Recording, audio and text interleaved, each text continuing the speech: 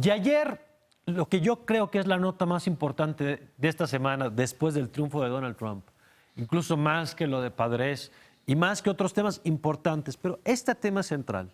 Ayer le contábamos aquí de cómo diversos grupos financieros ajustaron a la baja sus previsiones de crecimiento para el próximo año. JP Morgan, le recuerdo, bajó su proyección de 2.2 que había dicho a 1.8. Citibanamex la bajó de 2.3 a 1.8 y Banorte redujo su previsión de crecimiento de 2.3 a 1.1. Y para hablar de este tema, yo le agradezco que esté aquí con nosotros en el estudio Gabriel Castillas Olvera, el director general adjunto de análisis económico de Grupo Financiero Banorte. ¿Cómo está? Muy buenos días, Gabriel. Buenos días, Mario. A ver, nos llamó mucho la atención, por supuesto, el movimiento de los tres grupos, particularmente Banorte, que fue el que lo ajustó más. Y la pregunta es, pues, ¿qué vieron que les hizo pasar de este pronóstico que habían hecho? Viene el triunfo de Trump. ¿Y qué están leyendo ustedes que dicen se va a la mitad de lo que habíamos pensado que va a crecer la economía? Mira, Mario, la verdad es que pues obviamente no queremos ser pesimistas, no más siendo pues, el banco mexicano por excelencia. Sin embargo, tenemos que ser realistas. Y yo creo que hay dos cosas aquí bien importantes que señalar, Mario. La primera es, no pensamos que Donald Trump va a hacer las políticas que dijo que va a hacer. O sea, probablemente quiera hacerlas, pero el andamiaje institucional que lo rodea lo va a restringir. Y además, no nada más es malo para México y para el mundo, sino es muy malo para Estados Unidos, sobre todo el tema del TLC. Sin embargo, pues como decimos aquí en México, mientras son peras o manzanas, de aquí a que tome protesta, a los primeros 100 días, que se sepa realmente qué es lo que va a hacer, pues desafortunadamente este periodo de incertidumbre pensamos que puede tener un efecto muy negativo en la inversión. O sea, muchos nuevos proyectos, pues desafortunadamente los van a poner a un lado, ¿no? Van a estar en un modo de espera. Y esto eventualmente, pues depende de cuánto dure, le pega desafortunadamente al empleo y luego al consumo. Entonces, estas son las vertientes. Para este año realmente no modificamos nuestro pronóstico. De hecho, pensamos que el consumidor mexicano inclusive podría llegar a consumir más, a comprar más, diciendo mejor me compro ahorita mi coche, mi lavadora, lo que voy a comprar, porque el año que entra no sé qué va a pasar. ¿Este año en cuánto estimas que cerremos? 2%. 2%. Pero podría ser un poquito más, por esto que te estoy comentando, Mario. Ahora, el año que entra, el primero y el segundo trimestre es lo que nos preocupa mucho. Y también el tema del tipo de cambio. Con el tipo de cambio, pues va a haber más traspaso a la inflación, va a seguir moderada. ¿Crees que el tipo de cambio pueda subir todavía más? Pues sí, podría subir más. Desafortunadamente, ya cuando llegamos a estos niveles, ya tener un mapeo, ¿no? Una relación entre lo que estamos viendo en los mercados y los precios, pues desafortunadamente es muy complicada, ¿no? Precisamente hoy, pues el mercado de bonos en Estados Unidos por el Día de los Veteranos está cerrado y esta liquidez provoca todavía mayor volatilidad, ¿no? Entonces, a veces con 5 millones de dólares mueves muchísimo el mercado, hay veces que con 5,000 millones no mueve uno nada. Entonces, esa es la parte complicada, ¿no? Entonces, lo que están anticipando desde Banorte es, por lo pronto, el dólar puede seguir subiendo y va a seguir moviéndose. ¿Y crees que eso pueda tener efectos inflacionarios también para el próximo año? Sí, no para que haya una espiral inflacionaria, ya no estamos en ese mundo de los 80s o 90s o de hace un tiempo. Definitivamente la inflación va a estar moderada, pero sí esperamos en lugar de una inflación de 3.4% para el año que entra, una inflación de 4%. Y esto, por ejemplo, los trabajadores ya tienen 2 años en México donde han podido negociar salarios por arriba del 3,5% con una inflación abajo del 3%. Entonces ha habido ganancias reales y eso desafortunadamente es muy probable que se revierta el año que entra. Entonces este tipo de factores son los que nos quitarían consumo y esa parte de consumo que faltaría es lo que nos da el 1.1% para todo el año, que no es modo crisis, no es -4 o -6 como en la crisis de Lehman Brothers o como en el 95. ¿Pero qué implica? Porque a veces cuando decimos 1.8, 1.6 o 1.1, cuesta mucho trabajo entender en qué se traduce. Hablabas hace rato del tema de empleos, por ejemplo, el tema del consumo. ¿Cómo podemos explicarle a la gente cómo se vive en lo cotidiano pasar de un 2% este año a 1.1 como proyección para el 2017? Bueno, yo creo que es muy importante lo que comentas. ¿Qué factores? ¿Cuáles son los sectores que vemos afectados? Primero que nada, inversión. O sea, proyectos nuevos por un tiempo sin llevarse a cabo, sin instrumentarse. Entonces la inversión es lo primero que se cae.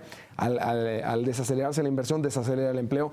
Ojo, es importante decir que el empleo no lo vemos cayendo, lo vemos desacelerándose porque ha venido creciendo una tasa bastante... O sea, no estás hablando de despidos, estás hablando de un menor ritmo de contratación. Exactamente. Y este menor ritmo de contratación, pues desafortunadamente, tiene 2 efectos. Uno, no permite a los trabajadores tener negociaciones salariales más altas, como ha venido pasando en estos 2 años. Y 2, pues eso normalmente afecta al crecimiento adicional en el consumo, porque hemos tenido 2 años espectaculares en la parte de consumo. Entonces, pues desafortunadamente esas tasas, pues no pensamos que las vamos a ver el año que entra. Entonces, ese adicional es el que no vamos a ver. ¿Qué sectores? Porque sabemos que no toda la economía avanza a la misma velocidad ni reacciona igual a los mismos fenómenos. ¿Qué sectores están viendo desde Banorte como más vulnerables a esta incertidumbre de la que hablabas al principio? Pues desafortunadamente yo creo que son todos, obviamente el puntual con lo que está diciendo Donald Trump que quiere hacer, que no sabemos si lo va a poder hacer o no, si lo va a querer hacer, es primero que nada son los exportadores. ¿No? Y segundo, los que tienen algún tipo de relación con la economía norteamericana, no necesariamente exportación como tal, pero realmente pues, es en todos los sectores, todos los empresarios, aunque tengan un negocio donde su mercado es doméstico aquí en México, pues aún así van a decir, oye, bueno, pues si no va a haber tanta contratación, si no va a haber consumo, si hay mucha incertidumbre, pues no voy a invertir por el momento. Entonces, pues afortunadamente sí vemos esto pues, en muchos sectores, ¿no? Particularmente, obviamente, el que salta a la vista es el ser exportador, que le ha ido muy bien.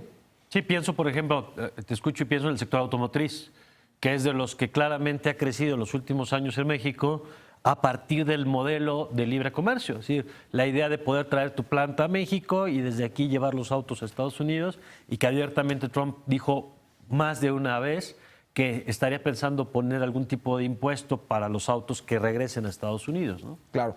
Y aquí pues no es modo pánico. Y sí, pues el automotriz y toda la parte de manufactura, pues tú sabes, Mario, es lo más importante que exportamos a Estados Unidos. Pero ahí es donde si empieza Donald Trump a querer renegociar el Tratado de Comercio o si quiere de plano cancelar el Tratado de Comercio, ahí es donde más les pegaría a los mismos ciudadanos norteamericanos. Entonces, yo creo que a la hora de sentarse en la silla presidencial, esperemos que lo haga antes, pero al menos el 20 de enero, algunos días después, cuando le traigan todo el análisis, digan, oye, pues donde se van a perder empleos va a ser aquí, ¿no? Entonces, ese tipo de cosas haga que no pase. Entonces, yo creo que estas empresas lo que están haciendo es proyectos que ya tenían en marcha, los van a terminar, ¿no? Y yo he visto bastante solidez en los empresarios. Por ejemplo, Ford creo que ya sacó un comunicado diciendo lo que hayamos anunciado se va a realizar, ¿no? Exactamente. Y no nomás las empresas americanas, también sufrirían las empresas japonesas, ¿no? Y van a seguir con su, por ejemplo, Toyota, con la planta esta en Apaseo el Grande, etcétera. Entonces, yo creo que los proyectos que ya están van a seguir. El tema es los proyectos nuevos. Si le traen un proyecto nuevo a la mesa, van a decir, a ver, un segundo, voy a esperar a ver qué se decide para saber si voy a hacer esta inversión o no. Ahora, Gabriel, hay elementos que no están en nuestras manos como país. Lo que haga Trump, lo que el Congreso de Estados Unidos apruebe o no, estas tensiones que se van a generar dentro de la política de Estados Unidos entre los beneficiarios de este modelo de libre comercio y los electores que al final de cuentas votaron en parte por él, diciendo tú nos prometiste que ibas a renegociar estos acuerdos, en fin. Pero hay una parte que sí está en nuestra cancha, por ejemplo, el presupuesto que se aprobó ayer. A mí me llama la atención que el presupuesto que se aprueba pues es el mismo antes y después de Trump, aunque las condiciones económicas parece que son distintas por lo que ustedes están viendo. ¿Cuál es tu impresión de si el presupuesto que se acaba de aprobar corresponde a esta nueva realidad? Yo creo que sí corresponde a la realidad. Realmente hay varios temas, ¿no? Lo vamos a dividir en tres para que sea lo más rápido posible. Un punto importante es el tema de las variables económicas. Obviamente los supuestos que se hicieron para la ley de ingresos que ya se aprobó, pues ya están un poco ahorita, se ven un poquito difíciles de lograr. Entre ellos el tipo de cambio de entrada. Exacto. Sin embargo, la verdad es que al final del día, recordemos que lo más importante es en los ingresos, la parte petrolera ya está cubierta con el programa de cobertura y la parte de no petroleros, pues si bien podría tener un impacto de ser menor por el menor crecimiento, por ejemplo. Por ejemplo, lo fiscal.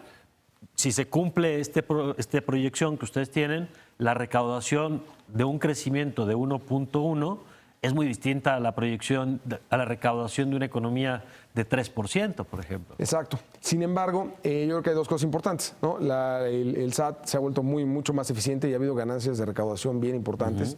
Yo creo que aquí Hacienda se vio muy conservadora en los pronósticos de qué tanto puede mejorar esa eficiencia y yo creo que puede seguir mejorando.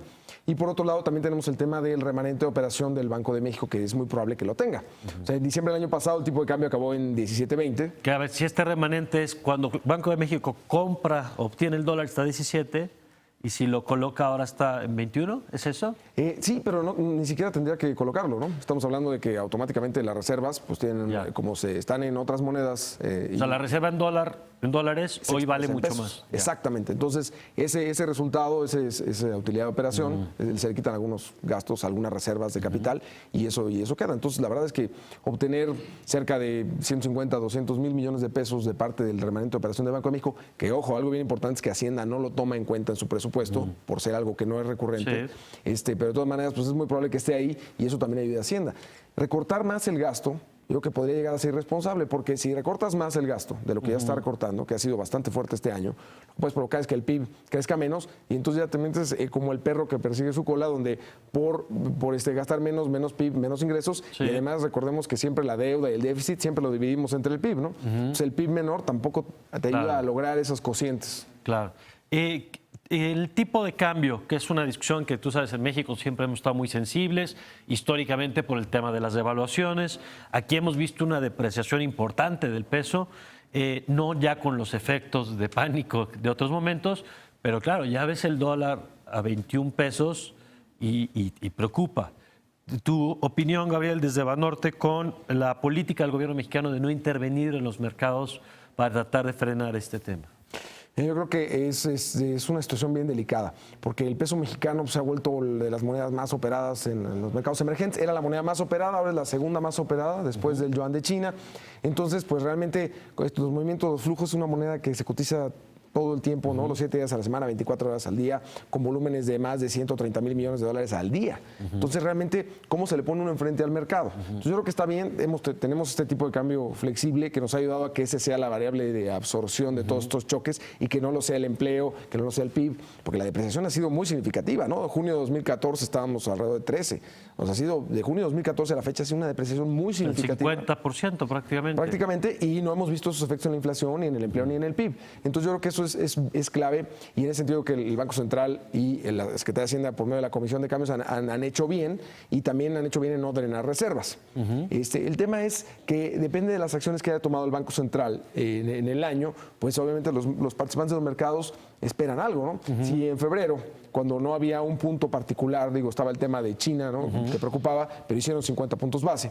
En julio, con el Brexit, que no tenía nada que ver con México, nuestro comercio con Reino Unido es menos del 1%, e hicieron 50 puntos base. Entonces, ahora con Trump, que es algo muy específico de México, obviamente en la madrugada, en la mañana, sí esperaban los participantes del mercado mínimo una acción del Banco de México. ¿Entonces un aumento de las tasas? Sí, entre 50 y 75 puntos base. Entonces yo creo que ese tema de lo que se genera con las acciones pasadas, pues sí había una expectativa de que sí lo hicieran. Al no hacerlo, pues obviamente algunos participantes del mercado pues, sienten que el mercado está abandonado. ¿Y eso se puede revisar en cualquier momento? Sí, bueno, la semana que entra, el jueves, está la reunión de política monetaria del Banco de México, donde nosotros estamos esperando que justamente incrementen la tasa entre 50 y 75 Que ya puntos sabemos, base. eso cuando aumenta la tasa de interés tiene efectos a largo plazo o mediano plazo en todo lo que tangible, de manera tangible lo vemos en el crédito al consumo, en el crédito para autos. Los ahorradores a lo mejor dicen, bueno, pues a lo mejor me van a pagar un poquito más por mi dinero, pero también se encarece el financiamiento y tiene efectos, ¿no?